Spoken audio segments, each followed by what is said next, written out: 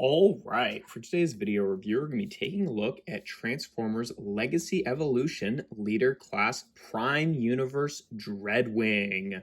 Yeah, a figure I've been excited about for a while. Obviously, we've known that we were getting Dreadwing ever since we got Skyquake because, from the show that they're originally from, they're the same mold as well. And yeah, it's great to actually get it in Dreadwing colors here with the dark blue and the gold. Very nice. Now, one choice that I'm a little bit questionable about is their decision to make all of the translucent pieces on him red. Just because I mean, obviously, if they're going to do the translucent plastic, right, it's not going to be totally show accurate because in the show, I'm pretty sure his cockpit was silver, they didn't really, or just clear pretty much. But if they were going to pick a translucent, kind of color for it to be, I would have thought that they would have gone with yellow because though that wouldn't have necessarily been show accurate, his original toy was one of those, all the Prime Voyagers had their, light up gimmick with the mech tech style weapons. And for him, all of his clear parts were kind of like a clear yellow. So I was expecting him to do that. And they didn't, which is, the red has definitely grown on me, and it definitely could have blended in with the gold a little bit if they had gone with the yellow. And they used the amber color for Skyquake as well, so I guess it helps differentiate them a little bit. But yeah, I don't know. I thought that was kind of a weird choice to go with the red, whereas though again, neither are show accurate. If you wanted to be toy accurate to the original Dreadwing toy, you would have gone with that kind of translucent yellow. But whatever. Either way, looks good in jet mode. Still has the echoes of that Predator Skyquake from Euro G1.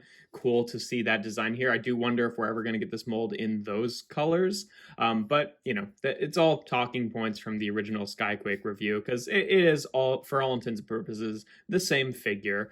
He does have the nice kind of Seeker Command Decepticon symbols there that Dreadwing had in the Prime cartoon, so that's nice to see.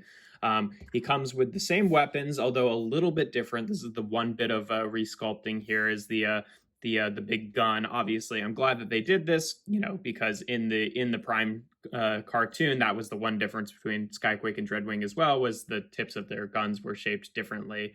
It is just a new piece that's plugged on. The main body section is the same, and I think this piece is actually glued in place. So I don't know why they would do that for one and not the other, but it doesn't really matter. It stays on there just fine. It also I think it's cast in translucent plastic. If I'm looking at the inside here, there's I don't know, it's kind of hard to show up on camera, but there is a little bit of a red glow on the inside of the gun.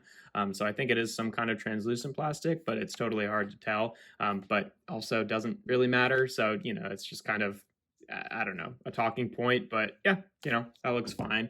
And then he obviously comes with his sword as well, which actually they have done a bit of resculpting on as well, to its detriment, I would say. It is mostly the same weapon, but when you flip it out, if you notice, it doesn't have that nice stopping point that the Skyquake sword had. If we bring on Skyquake sword, when you flip this one out, it actually has a nice little locking point so it stays straight, and this one does not have that. Obviously you can line it up so it stays straight, but I was trying to figure out what the difference is there. And if you look, I have no idea if this is going to show up on camera. Yeah, okay, you can kind of see it. You see this little line here on the Skyquake sword on the main body piece. So that is actually inside. I could take it apart to show you, but it's clear plastic and I've already taken this one apart a few times, so I don't want to do it again because it's just kind of risky for the plastic. But there's a little raised section in there that corresponds to grooves on the actual blade itself. So when you get it to that point, it actually locks into place, and it also locks into the place and has that nice satisfying click back when you're going back into its storage mode. And for whatever reason, the mold for the body is exactly the same, except it does not have that groove anymore. Well, it doesn't have the raised section. The blade itself still has the groove in it, but I don't know, maybe they were thinking that it did stressed out the plastic too much to just to have that one period of time where you were basically stretching out the plastic a little bit just so you could click it into place. But I never had any issues with the Skyquake sword, and in fact this one was actually a little bit stretched out straight out of the box. I actually had to like take the sword piece out and kind of like sand down the peg, because one of the like pegs that fits into these holes was too big for whatever reason. Like the fit was wrong, which was causing these pieces to warp out, which meant when you actually plugged it into the gun, it couldn't fit into this like little groove section on the top here where the hinge of the sword is supposed to go. Like it couldn't do that. Basically, it was like, you know, staying a little bit too far back, which was, you know, messing with how the sword actually stores in the gun. So I had to take that apart and kind of fix that a little bit. I don't know if that's just an issue on mine. And also, additionally, when you pulled out the sword, and it still kind of is this way, there was like a slight angle because it wasn't fitting in there properly. And it's not perfectly straight, but it's a lot better than it was. So I don't know. That's maybe that's just like a QC thing on mine, and your mileage may vary, but at the very least, they have taken away that like little raised section that, you know, allowed for the little like satisfying click, and that's kind of disappointing because it definitely feels like a much flimsier sort of accessory without that. But yeah, if you want to store the sword, it just fits in the gun just like that. You do have to put it this way with the curved section that kind of like follows the contour of the inside of the gun here, and make sure that the hinge is fully up in that spot there, and then it stays in just fine. And if you want to store this, you know, obviously he's got ports all over him, but he does have a port right here that you can plug it into. And just like on Skyquake, it is, you know, it does kind of mess with the landing gear a little bit. You can get it into a way where, like, I find that if you have the two landing gear fully back, then it doesn't tend to, like, it wobbles a little bit. It doesn't tend to stay perfectly. But if you just bring these down a little bit, that helps a lot and can actually keep it, you know, staying upright. I've also found that this section here, like on Skyquake, has kind of a difficult time staying clipped in like that. And even when it does, usually one of these panels wants to pop up a little bit. And if you have that clicked in properly, then it's a lot harder to get like the front landing gear on the ground with the gun down there. And it doesn't really change all that much visually. So I usually just kind of leave that kind of untabbed a little bit, just so these panels stay like aligned with each other. And then you can actually get it, you know, put away one of the landing gear by accident, but you can actually get it sitting on the ground with the gun. And I think it looks just fine. Like if it fully tabbed in and looked like this, like that's fine. It wouldn't be noticeable at all. It's just like, yes, notionally these panels do click in a little bit more than that, but usually I can only get one to stay. And I'd rather them be, you know, level with each other and not tabbed into that than have one be level with that. So, you know, I think that works. But yeah, in terms of comparisons in this mode, just for the standard one, here he is with Kingdom Sideswipe. For a standard size jet comparison, here he is with Earthrise Starscream. So you can see how they stack up there. Pretty comparable in size, though obviously he's got a bit more meat to him being a leader class. Here he is with Legacy, dropping stuff, with Legacy Knockout there. So you can see what he looks like with another Prime character. And then last but not least, here he is with Legacy Evolution Skyquake. Just so you can see, you know, pretty much same figure, same distribution of paint apps for the most part, at least in this mode, just different colors. And yeah, looks good. I guess he's missing this little silver section up here. He has actually got a few fewer paint apps than Skyquake, I've noticed. Like if you look at these sections, these are not picked out. These engine sections are not picked out like they're in Skyquake.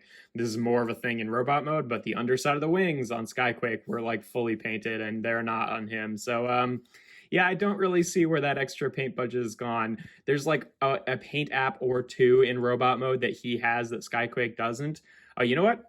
I take that back. I do see where that paint budget is gone. It's to the tip of the gun here, which I don't know if that really equates to all those spots, like the entire underside of the wings for that piece, and then all these bits. I don't know about that, but you know, it's really not the end of the world. But yeah, definitely more paint on the main body of Skyquake, but you know, you kind of have to look for those details. I guess he does have this section picked out, which Skyquake doesn't.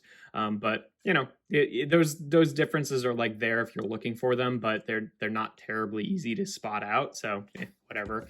And then obviously transformation is just the same as Skyquake when you just take the gun off and put it off to the side for now. Put away the landing gear. First things first, you want to take the wings here, untab them from the legs, and just raise them up like this, just so you can take the legs themselves and kind of unfold them, and then bring them around on the hips here, and then bring them into place just like that. take the little back fin here, it kind of untabs from the legs, swings around like that, and then folds around to the back side of the leg to fill that gap. And then I didn't notice this on Skyquake, but these you actually have to like push into place to tab them in, otherwise they don't really stay in flush. Again, that might not be a molding difference, just like your mileage may vary, but like I find that if you bring it in, they don't really stay until you like give it that extra kind of click into place. Then just fold out the feet. Then we can take these sections, which will be the shoulder pads, untab them and just bring them up on their armatures for now. Take the arms, fold them up like that, and then fold them out to the side. And he's definitely got different feeling joints for the shoulders there, which was one of my issues with Skyquake. A bit of an improvement, but still a little bit weird. So I'll get into that in robot mode. But yeah, and then you can take this whole back section here, unclip it from that if it's clipped in, and then just split it down the middle, just like that. Then what we want to do is take the entire waist section and rotate it just 90 degrees so you have the clearance to take this whole section and rotate it around just like that. And then we can rotate this back the way it was and then compress down this joint. Let me just adjust the camera here so we've got some space to operate.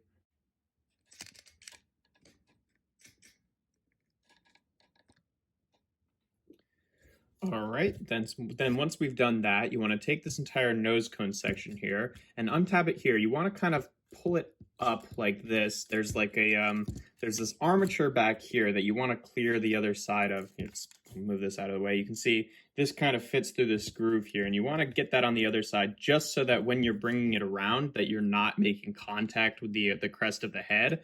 You know, that was something that I found on Skyquake where it felt like it was always kind of like scratching the head, and I hadn't gotten any paint chipping yet, but it seemed like it was pretty much inevitable. But you can do that in a way that it won't actually make contact with the head. And kind of bring these armature sections up just so you've got the room to bring this nose cone section around and take the tip of the nose cone, fold it up like that, and it kind of pulls out the cockpit here a little bit. And then you bring that down and then clip the nose cone into this section on the waist, just like that. And then, okay, just to mention, I have already done the mod on this guy if you're unfamiliar with the problem with this figure, where if you get this figure stock out of the box, this is how the nose cone will sit.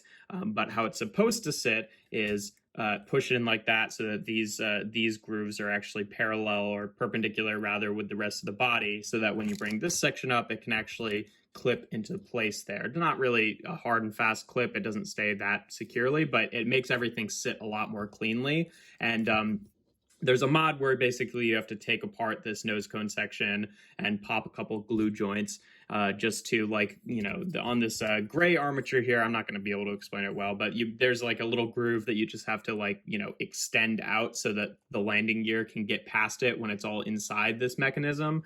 I'll try to find the original video of like, you know, I definitely linked to it in the Skyquake video, but there was a video on some other YouTuber's channel where they kind of detailed exactly how that's supposed to work. And I'll try to find that again so to put it in the description of this video. But yeah, otherwise, it still technically works, all things considered, if you don't do the mod, but it doesn't sit as cleanly. So I have already gone ahead and done that. But yeah, then you just bring these sections up and they're supposed to kind of line up with tabs on the inside of these blue armatures that go into that, and then do that on both sides, and then flip these pieces around, and then also flip the tail fin around while you do it, just like that. And then you can close the wing section back up to sit on the backpack. And then we can take the arms here. They'll extend out on the double hinge here, rotate out his hand, and then take this little blue panel and fold it in to both lock the hand in place and then also hide the gap there for where the hand's stored in vehicle mode. Just do that on both sides here. And then bring the arms down at the shoulder. Notice how those joints sound different from each other. And then just bring the shoulder pads down on these armatures just so they sit properly, which again, they kind of sit more up like this if you're, if you don't do that mod. So this allows them actually sit more properly. And yeah, there we have Dreadwing in his robot mode. And yeah, I mean, it looks good, but that's no surprise because, it looks exactly the same as Skyquake, just in different colors. But these colors definitely do pop. I do like the flash of red on the chest there. Again, it would have been maybe nice. The decision I would have gone with was doing a clear yellow plastic to match the old toy. But it's fine. Either works, really. But yeah, also I think you're technically supposed to take the head and slide it forward, but that makes it sit less in line with the shoulders. So I usually leave it slid back, but you do have that option there. In terms of articulation, obviously it's the exact same as Skyquake. The head is on a ball joint, so it can rotate around, gets a little wiggle back and forth. Still has that nice legacy evolution design where it's kind of the nice fusion between the prime design and the kind of like G1 styling, and a much better blend of that than figures like RC and Bulkhead and even Knockout. So yeah, still really like the kind of like blend between Prime and G1 that they've got going on here. The shoulder pads you can kind of move out of the way. They're on these armatures that include a couple hinges and then also a ball joint, so they can really get out of the way pretty well. The shoulders here swivel here at the base, and they click out like this. On Skyquake, this joint was really like squeaky and stiff. And it felt really bad. This joint feels okay. It's still a little bit squeaky, but it's a lot easier to actually move. And on this one, it just doesn't really make much of any sound. Like, it still squeaks a little bit, but I mean, either are fine, honestly. Like, they're both functional, and they both feel better than Skyquake's shoulder joints, but it's weird that they make different sounds. But whatever. And then he does have this kind of like forward-facing butterfly joint, just because he's got this panel, which I wish this like tabbed into place still, but whatever. He's got a bicep rotation right there, a double jointed elbow that gets a pretty deep curl. Also, I don't know if I even noticed this on Skyquake, but his elbows are asymmetrical. Like, the joint is different, and I just can't figure out really why. Like, they have the same range, so it doesn't really make a difference. It makes it look like he's one of the like gamer edition figures that has like the pop out arm on one side, but there's no functional difference between these joints, so I can't fathom why those are like shaped differently, but whatever, it doesn't really matter. It's hard to even notice. He's also got a wrist swivel. It's got a waist cut. It does tend to like droop back a little bit, so it sits at a bit of an angle. You can kind of alleviate that by kind of like pulling this back into place, but it always wants to like default to like drooping back a little bit. So I usually just bring the thigh joints forward to compensate, but that does kind of, mess with the axis of the waist joint a little bit. But the hips can go forward like this, nice soft ratchets, which feel pretty good. They can rotate out to the side. It's got a thigh swivel. It's got a nice double jointed knee for a pretty deep curl there. I really appreciate how deep the knee joint on this guy goes. And then his feet can tilt down a little bit, but just the toe. And then they have a bit of ankle tilt. Not a lot of ankle tilt, but enough to at least get him in a kind of like wider stance. So, all the same as Skyquake, but still works just about as well. Obviously, we can give him his weapons here. He can, do a variety of things. You can have him like underslung this. And then it still has that little like pop out ball jointed handle for the sake of just getting it in two hands, which is nice. And that joint can be helpful for that as well. And yeah, still, I think that looks pretty good. It's nice how easy that is to actually manage. And then, there's other things you can do with it. Obviously, it's all the same stuff as Skyquake, so I'm not going to go over into that much depth. But if you want to store the whole thing, you can kind of just peg it onto one of these things in the back. And I usually just angle it like that, so it, sits a little bit, more out of the way, but you can do whatever you want. And then the sword, obviously, still can go in his hand as well. It still has that weird bit of like inexplicable sculpting on the handle, where it's like sculpted as if it's like a plug-in spring-loaded missile for whatever reason. I don't know if they have any sort of like creative plans for that, maybe for when they do the Predator Skyquake, but it does mean that it can only really plug into his left hand, just because it needs to go between the grooves in his finger and thumb there. And you really can't do that on the right. It's not like one of those ones where it just has it on the end. If you just have to like plug it in the right way and then rotate it, like it goes down the entire like handle there. So he really can only hold his sword in his left hand, which fine, whatever. It's not really that big a deal, but it's a little strange. It's just one of those curious things where I'm just like, what's going on here? What is the reasoning for this? But yeah, then obviously stores in the same way it did before, just inside the gun there. Nice and clean. Oops, I'll just put that off to the side. It's fine. In terms of comparisons in this mode, here he is again with Kingdom Sideswipe, just for that standard size deluxe comparison. And likewise with Earthrise Starscream. I guess they had kind of a relationship in the show, not a good relationship, but so that's what they look like together, the G1ified versions of both of those characters. Here he is again with Knockout.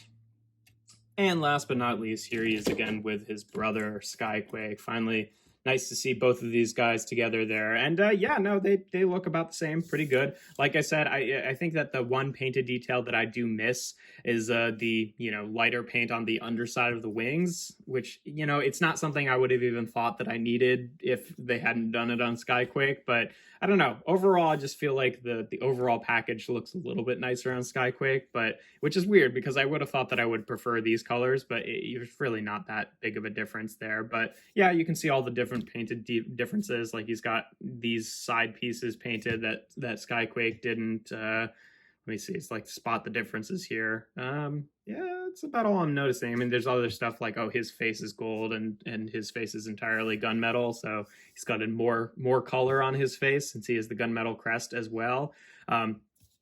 Oh, look at that. The tips of his wings are red and these parts are gold, are red as well, whereas he's got gold and gunmetal there rather than being the same color. It doesn't matter, It's just like little subtle differences there. He's obviously got the nice, kind of like winged Decepticon logo there.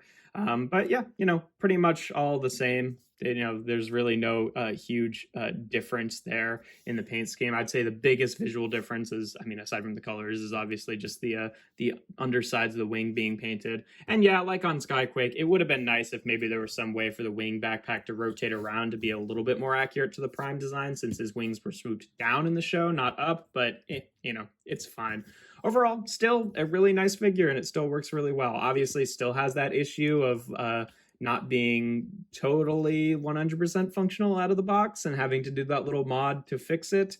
But it's fine. It still functions technically without doing that. It just doesn't sit quite as clean in robot mode, and it's not, if you're crafty at all, it's not a difficult at all mod to do. But yeah, that's pretty much all there is to him. Not a whole lot else to say about him. It's just we knew what we were getting with this figure and we got it, and there it is. But yeah, if you enjoy my videos, make sure to leave a like and consider subscribing. I do reviews every Tuesday, Thursday, and Sunday. Make sure to check me out on my Instagram account. That's toys.n.art. And without further ado, if I can get this in his hand, yeah.